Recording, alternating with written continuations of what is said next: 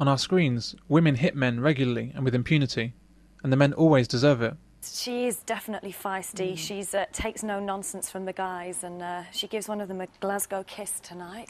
Does she? Yeah. And does he deserve it? I think so. Oh, Mia. Oh.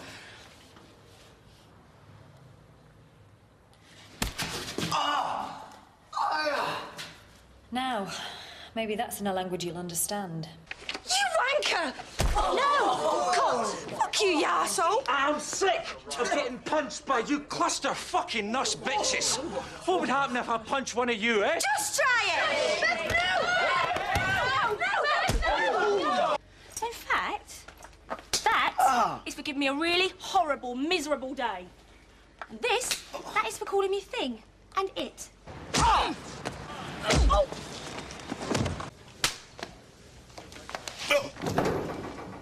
I am a doctor. Prove it. Stitch this, mate.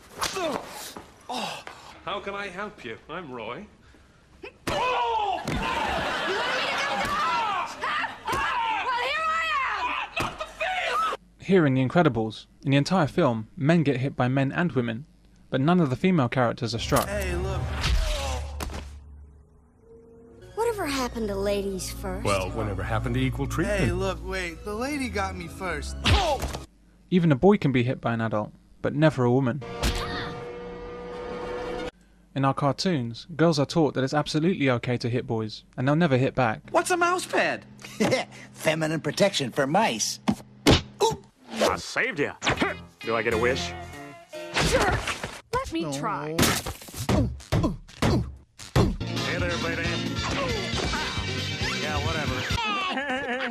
I mean it! I mean it! Ah! I never made a man cry. I even kicked a guy in the groin once and he didn't cry. I got the cat. I haven't actually seen the Chippendales, and I can't think of anything worse than sitting staring at some bloke's crotch for 2 hours. Unless, of course, it belonged to Judge Pickles and it was in a liquidator, but... Women and men will frequently laugh at scenes of male castration or any damage to the male groin. Most comedy films, particularly Hollywood films, will have the obligatory shot of a man hitting the balls, or worse. Go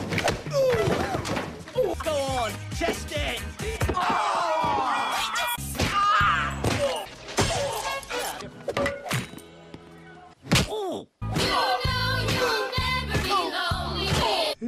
Who said anything about killing you? Hi, little girl. What do you want for Christmas? Oh. Sweet mother!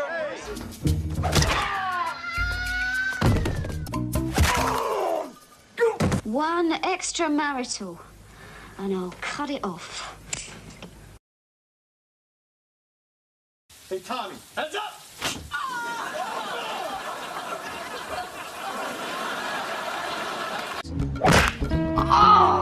Solar plexus, instep, nose, point!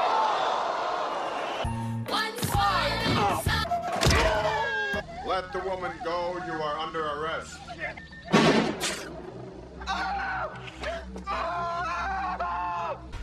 And take away his weapon. Both of them.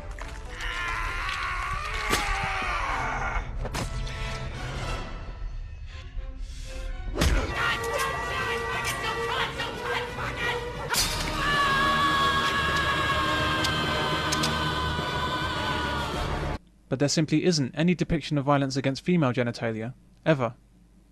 Sexual violence against men on screen is entertainment, but against women it's always serious, and is said to promote misogyny and violence against women. What does sexual violence against men promote? Well, for some, it leads to TV fame.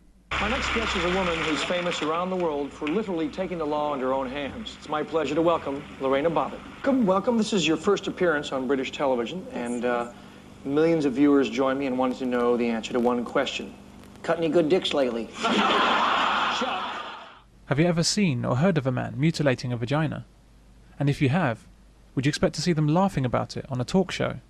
To me, one of the most astonishing things is that men do not get uptight over the fact that they will be laughed at.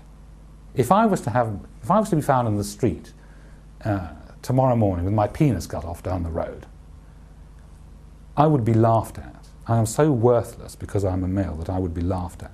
The media would make jokes about me, there'd be jokes, and men would be doing it too.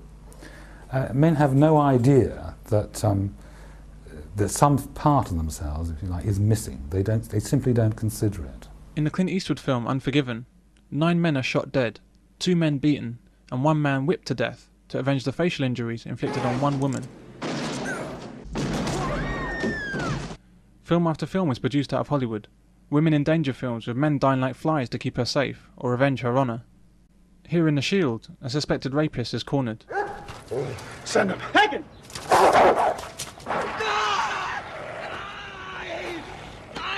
Should I call him back? Not yet. Call the dog back? This guy raped 5 women. 2 today.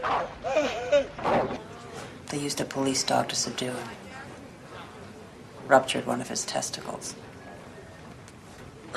They say dogs are a good judge of character. Of the hundreds of men killed or maimed on our screens every week, practically all of them are shown to have deserved it in some way. There seems to be 101 reasons why a man might deserve to die, and not a single reason why a woman might deserve it. You're safe now. He's not going to hurt you anymore. Here, a drunk driver who killed a child is gunned down by a grieving family member. Can you imagine a storyline with a female drunk driver killed? In the film 88 Minutes, a woman commits multiple murders, but the writers want to tell us that she only did it under the influence of a man. You seize on a naive junior lawyer on your legal staff. You realize that she's damaged kids, psychologically impaired. It's genius, isn't it? Susceptible to your crap, so what do? You get her to kill people for you. We now live in a society where everyone except men belongs to a protected group. Disabled people, gays, blacks, Jews, Muslims, old people, fat people, red-haired people, the vertically challenged, and of course, women. The list of groups worthy of protection goes on. Infected by political correctness. You cannot speak your mind because you are deemed to be offending people. And the only people you can offend with impunity are men, particularly white, heterosexual men. You've got everything of those, that everything is stacked against you. After Beslan and other terrorist incidents, there was media concern that there may be an unfair backlash against Muslims. With hundreds of people killed, there's now a backlash against the country's 20 million Muslims. Today, people are directing all their anger and all their frustration at the entire Muslim community. So does it not follow that if the misbehaviours of relatively few men are relentlessly highlighted and exaggerated, that there might be an unfair backlash against all men? Maria says she spends the bus journey to work keeping an eye out for suicide bombers. When I enter bus, I can't help thinking about terrorists, so I have to look attentively at everybody around me. Women seem to understand the danger of constantly being associated with something negative. Women even objected to the tradition of naming hurricanes with women's names.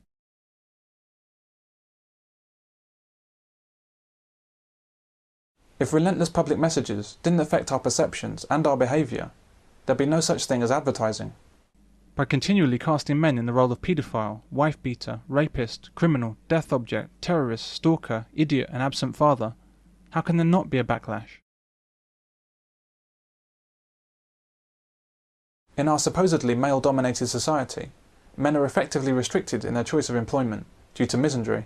And so it's very difficult for a man to become a primary school teacher without experiencing some kind of problem. Yeah, well I know with one of my nephews, he went into childcare and he had a real tough time of it in his lessons because it was all girls and they used to accuse him of being a paedophile and all sorts of things. So easy, isn't it? And if they did like nappy changing, a woman had to supervise him in case he did anything wrong.